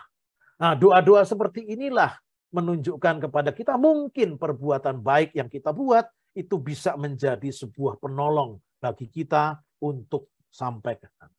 Nah, lihat, gagasannya adalah kebaikan atau sedekah yang dibuat Tabita nampaknya mendukung doa. Bukan sebagai jaminan yang menuntut Tuhan. Tuhan, lihat saya sudah buat seperti ini, maka you mesti kasih kebangkitan pada saya. Bukan itu. Tapi hanya menunjukkan, Tuhan, lihat, orang ini begitu baik. Apakah kamu tidak tergerak seperti itu? Bukan untuk menuntut. Nah, ini mau menunjukkan kepada kita dasar Alkitabiah, salah satu dasar Alkitabiah dari apa? Berkaitan dengan purgatorium, kita berhadapan dengan doa untuk orang yang sudah meninggal. Nah ini, ya. Derma dan orang yang sudah doa untuk orang yang sudah meninggal bisa membantu orang yang sudah meninggal. Contohnya di sini. Doa untuk Tabita dari orang-orang yang pernah merasakan kebaikannya. Nampaknya ini membantu supaya akhirnya Tabita dibangkitkan mendapat belas kasih Allah dan dibangkitkan. Nah, gagasan-gagasan yang seperti ini tidak amat eksplisit, tetapi sebetulnya menggambarkan itulah yang terjadi dalam purgatorium. Sekali lagi, kalau kita mencari apakah eksplisit ada, tidak ada. Ya. Tidak ada, tetapi kalau kita melihat dari kisah-kisah seperti itu ada unsur-unsur yang kemudian terdapat dalam purgatorium. Ya. Pengampunan tidak menghapuskan akibat dosa. Masih ada akibat yang harus dialami. Seperti itu. Ya. Itu menjadi tempat, maka purgatorium itu menjadi semacam tempat untuk pemurnian, transformasi spiritual. Yang kedua, doa dan derma bisa membantu orang mati. Ya. Dalam penyucian seperti itu. Bukan sebagai jaminan, tapi sebagai sebuah permohonan. Nah, teman-teman terkasih, dua teks ini bagi saya mungkin bisa menjadi sebuah inspirasi. Walaupun di dalam Alkitab tidak ada secara eksplisit kata-kata mengenai purgatorium, ya, tetapi unsur-unsurnya itu ada di sana. Sudah ada unsur-unsurnya itu seperti itu. Ya. Nah, ini dua teks yang saya kira tidak sangat eksplisit, ya, tapi lebih merupakan gagasan yang ada di sana. Ada beberapa teks lain yang mungkin bisa dipakai juga, saya tunjukkan di sini ya. Beberapa teks lain, misalkan ini Matius bab 5, 25-26 sering kali dipakai. Ya. Segeralah berdamai dengan lawanmu selama engkau bersama-sama dengan dia di tengah jalan, supaya lawanmu itu jangan menyerahkan engkau kepada hakim, dan hakim itu menyerahkan engkau kepada pengawal, dan engkau dilemparkan ke dalam penjara. Sesungguhnya aku berkata kepadamu, Tuhan Yesus mengatakan ini, engkau tidak akan keluar dari sana sebelum engkau membayar utangmu sampai lunas. Nah, kalau kita membaca ayat 25, kira-kira gambarnya seperti apa? Ya. Ini ada seseorang ya dalam perjalanan diminta berdamai dengan lawan, entah apa masalahnya, ya terserah bagaimana mau diartikan. Nah, supaya apa? Supaya jangan lawan itu menyerahkan engkau kepada hakim, hakim itu menyerahkan engkau kepada pengawal, dan engkau dilemparkan ke dalam penjara. Hakim, perjalanan seperti ini ya, perjalanan biasanya menggambarkan perjalanan hidup kita. Ya. Hakim ini menunjukkan, boleh dikatakan penghakiman terakhir, ya, penghakiman kita. Ya. Lalu penjara, nah ini apa penjara ini? Penjara ini sebuah tempat yang definitif atau tidak? Nah, kalau kita membaca ayat 25 masuk penjara di sini. Tapi kalau kita baca ayat 26, sesungguhnya aku berkata kepadamu, engkau tidak akan keluar dari sana sebelum engkau membayar utangmu sampai lunas. Berarti apa kalau rumusannya seperti ini? Rumusan seperti ini, penjara ini bukan sebuah tempat permanen. Karena nanti kalau utang sudah dibayar, dia keluar lagi. Nah, kalau begitu, ini penjara ini merupakan gambaran tentang apa? Kalau neraka tidak, karena neraka orang sekali masuk neraka itu pasti akan tidak bisa keluar lagi. Surga pasti bukan, penjara tidak pernah dianggap sebagai surga. Lalu apa ini? Nah, di sini kita bisa melihat bahwa rupa-rupanya penjara ini mesti diartikan sebagai apa? Sebagai api penyucian atau purgatorium. Karena itu adalah penghukuman, engkau dilemparkan ke dalam penjara, tetapi tidak permanen. Ya, dilemparkan ke dalam penjara berarti orang masih punya kesalahan, tetapi tidak permanen. Karena nanti akan keluar juga dari sana. Ini pasti bukan neraka. Ya, saya lihat. Ini penjara yang tidak permanen sampai membayar lunas. Tidak untuk selama-lamanya. Bukan neraka. Kalau pasti bukan surga. Lalu apa? Ya, satu-satunya kemungkinan ya situasi intermediate itu, ya, bukan surga, bukan neraka, ya, Tapi boleh kita sebut dalam konteks kita adalah yaitu purgatorium itu. Ya. Apalagi kalau teks yang terakhir ini dibaca, engkau tidak akan keluar dari sana sebelum engkau membayar utangmu sampai lunas. Oke, ini masuk akal. Tetapi teks ini bisa diterjemahkan juga seperti ini. Ya. Engkau tidak akan keluar dari sana sebelum engkau membayar sampai kepada satuan yang paling kecil. Satuan terakhir. Artinya apa? Satuan terakhir ini berarti apapun ya, ini teksnya bunyi until you have paid the last penny. Penny itu yang paling kecil toh, ya. Dosa yang paling kecil pun akan tetap diperhitungkan supaya apa? Supaya tidak ada sedikit pun dosa apapun di surga. Maka penjara tadi ini merupakan sebuah tempat di mana orang yang masuk ke sana itu untuk menghabiskan atau mencoba menghabiskan seluruh utang-utangnya, ya, dibayar semua dosa-dosanya itu sampai murni, sampai baru sesudah itu exit ke surga. Ini satu teks yang biasa juga dipakai untuk kalau teman-teman melihat Google atau melihat akses kemana begitu, biasanya teks seperti ini Matius 2, 5, 25, 26 itu dipakai untuk menjadi dasar Alkitabiah dari apa itu? Dari purgatorium. Ya, seperti itu. Teks lain, kita ambil yang gampang saja. Ini, Matius 12 ayat 32. Apabila seorang mengucapkan suatu menentang anak manusia, ia akan diampuni. Tetapi jika ia menentang Roh Kudus, ia tidak akan diampuni. Di dunia ini tidak, dan di dunia yang akan datang pun tidak. Nah, ini apa ini dunia yang akan datang ini? Ya. Ini kan aneh. Di dunia, kalau hanya sampai di sini teksnya, ia tidak akan diampuni, di dunia ini tidak. Oke, selesai kalau seperti ini tidak ada masalah. Tapi ternyata Tuhan masih menambahkan sesuatu frase lagi. Dan di dunia yang akan datang pun tidak. Lalu artinya apa itu? Kalau demikian. Apa yang dimaksud dengan dunia yang akan datang ini?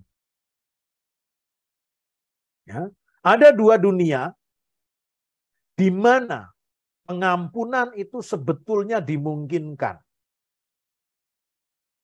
Ya. Dari ungkapan seperti ini kita bisa menyimpulkan ada dua dunia. Dunia ini dan dunia yang akan datang. Dan di dalam dua dunia ini pengampunan dimungkinkan di dua dunia itu. Ya. Lah, lalu tentu saja di dunia yang akan datang itu jenis dosanya adalah yang terbatas. Tidak semua dosa. Lalu dunia yang akan datang itu apa? Gambaran apa? Surga, neraka, atau apa? Ya. Kalau surga, orang pasti sudah beres, tidak ada masalah. Kan neraka itu pasti kalau neraka itu pasti orang-orangnya juga sudah tidak bisa diselamatkan lagi. Atau apa yang masih bisa ada pengampunan di sana itu? Dosa-dosa apa? Surat 1 Yohanes bab 5 ayat 16-17 itu menunjukkan atau membedakan antara dosa besar, dosa kecil, dosa venial sin, dan seterusnya seperti itu. Nampaknya purgatorium itulah yang boleh dikatakan menjadi membereskan dosa-dosa yang tidak mematikan.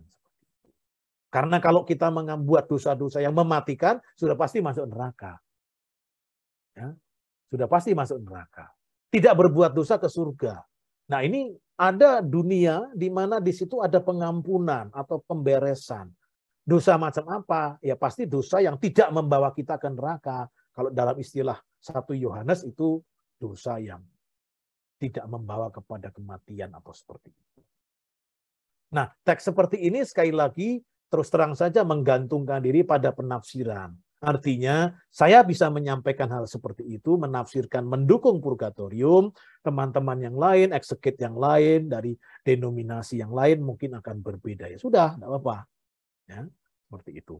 Ya. Baik, teman-teman, saya kira ini ada teks lain yang panjang mengenai 2 Makabe. Ya, saya kira ini bicara mengenai bukan pertama-tama purgatoriumnya, tetapi bicara mengenai doa kepada orang-orang yang sudah meninggal atau doa untuk orang-orang yang sudah meninggal. Ya. Itu satu-satunya teks yang kita punya yang sangat jelas menunjukkan kepada kita doa untuk orang yang sudah meninggal. Ya, teksnya ada di sini. Ya. Nah ini karena teks Deuterokanonika itu tidak semua menerima, lalu ya menjadi tidak terlalu mudah untuk bicara mengenai ini. Tapi paling tidak begini. Ya. Doa untuk orang yang sudah meninggal itu tidak dilarang. Tidak ada larangan di dalam Alkitab. Ya. Berkomunikasi, berkonsultasi dengan arwah itu memang dilarang. Tetapi berdoa berdoa untuk arwah itu tidak dilarang. Itu Alkitab itu silence, Alkitab itu diam, tidak ada ceritanya. Nah, kalau diam ya jangan ditafsirkan sebagai tidak boleh. Itu sesuatu yang you mau buat boleh, tidak ya tidak apa-apa. Ya. Nah, ini yang paling bisa dikatakan. Artinya kalau orang berhadapan dengan orang yang mau berdoa untuk yang meninggal tidak bisa dilarang berdasarkan Alkitab karena Alkitab tidak melarang. Tidak ada. Tidak mendorong, tetapi juga tidak melarang. Ini ya, baik. Oke teman-teman, saya kira 1 Korintus 3, 10, 15 ini juga sama sebetulnya gagasan. Lihat ini yang paling akhir ayat 15. Jika pekerjaannya diabaikan, ia akan menderita kerugian, tetapi ia sendiri akan diselamatkan, tetapi seperti dari dalam api. Ya. Ini. Jadi sekali lagi dalam pengadilan itu, ya, di sini dikatakan Paulus berbicara sebagai ahli bangunan, orang-orang itu harus berbicara, harus membangun.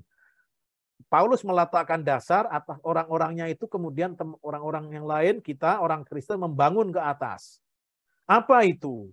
Yang dimaksud adalah bagaimana kita hidup yang didasari oleh Kristus itu mau kita isi macam apa? Apakah kita membangun dengan emas, perak, atau rumput dan kering dan jerami? Ya. Nanti akan dinilai, nanti akan diadili.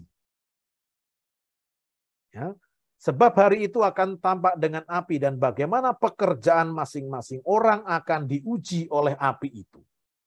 Ya. Masing-masing dari kita akan diuji oleh api itu. Jika pekerjaan yang dibangun seseorang tahan uji, ia akan mendapat upah. Oke, jelas. Kalau itu berbuat baik. Ya. Kalau pekerjaannya terbakar, ia akan menderita kerugian. Tetapi apa? Ia sendiri akan diselamatkan seperti dari dalam api. Apa ini? Kenapa begitu? Ya, nampaknya masih ada sesuatu, ada kemungkinan ya. Ini jika pekerjaan ia akan menderita kerugian, ia sendiri akan diselamatkan seperti dari dalam api. Artinya apa? Artinya masih mendapatkan kesempatan untuk keluar dari sana. Dan ini sekali lagi, ini adalah gambaran yang kemudian dipakai untuk menunjuk kepada purgatorium. Nah, begitu teman-teman yang bisa saya sampaikan. Saya sudah bicara lebih dari 1 jam ini, ya 1 jam 10 menit mungkin. Saya tidak yakin, saya itu takut kalau saya mengikuti pada prinsip orang yang mengajar itu biasanya kemampuan orang mendengar itu 45 menit ya. Jadi kalau sudah sampai lebih dari 1 jam sebegitu itu, saya khawatir nanti setengah jam yang terakhir itu sebetulnya saya ngomong sendiri tetapi tidak amat diperhatikan. Ya.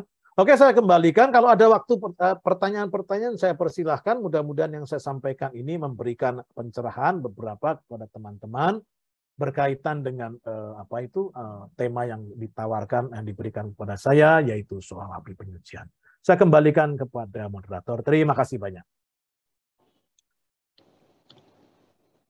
Terima kasih Romo atas penjelasan yang mendalam mengenai purgatorium. Sebelum ini kita akan foto bersama dulu. Setelah itu saya akan membacakan pengumuman dan setelah itu kami mohonkan juga untuk Romo memberikan doa penutup dan blessing buat kita semua. Oke, teman-teman. Mari kita mau foto. buka. Saya minta tolong Susan ya. Oke, ya deh. Mari teman-teman kita mau buka kamera dan foto bersama ya. Ada 3 halaman. Halaman pertama, 1, 2, 3. Halaman kedua, 1, 2, 3. Dan halaman terakhir, 1, 2, 3. Oke, terima kasih Bapak Ibu. Silakan Aku Dede. udah termasuk nggak ya? Masuk dong, Bu Shirley.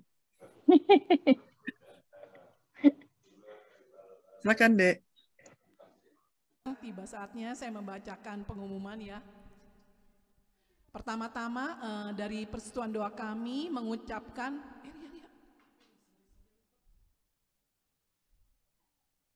sebentar.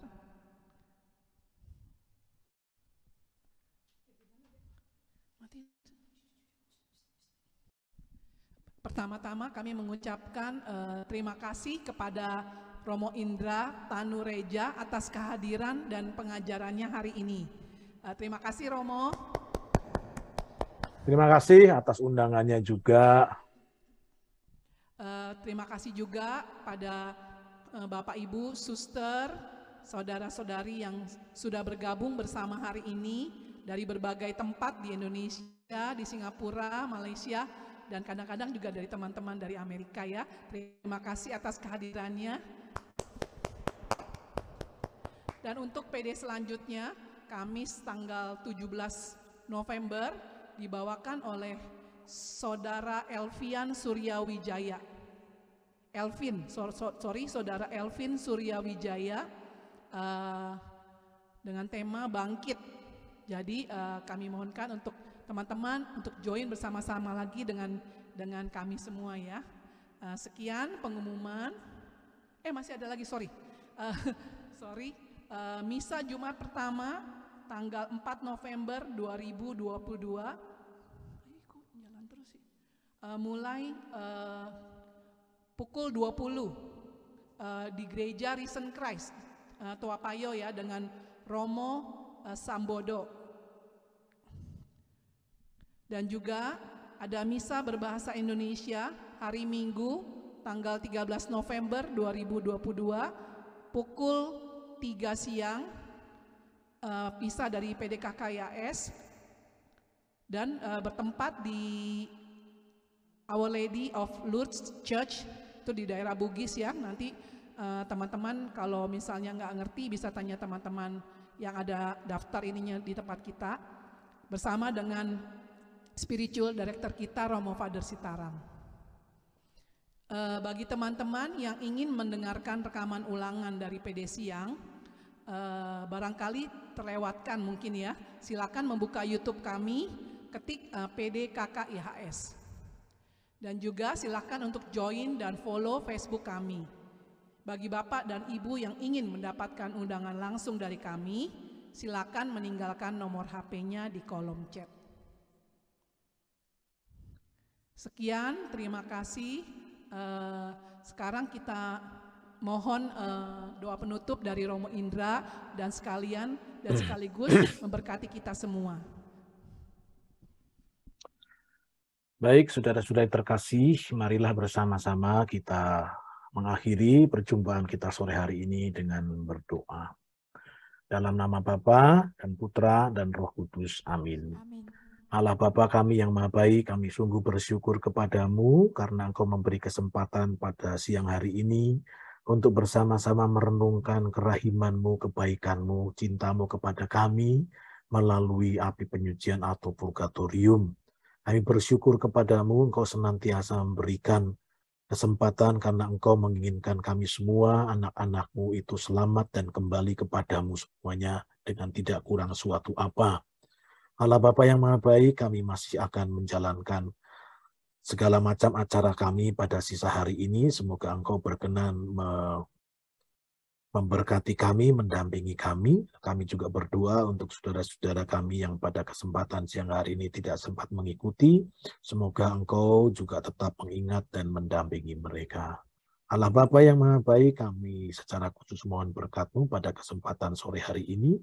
Biarlah hidup kami senantiasa berada dalam naungan berkat-Mu, biarlah kami dengan berkat itu memampukan kami untuk selalu hidup seturut dengan kehendak-Mu. Ini kami mohon demi Kristus Tuhan dan pengantara kami. Amin.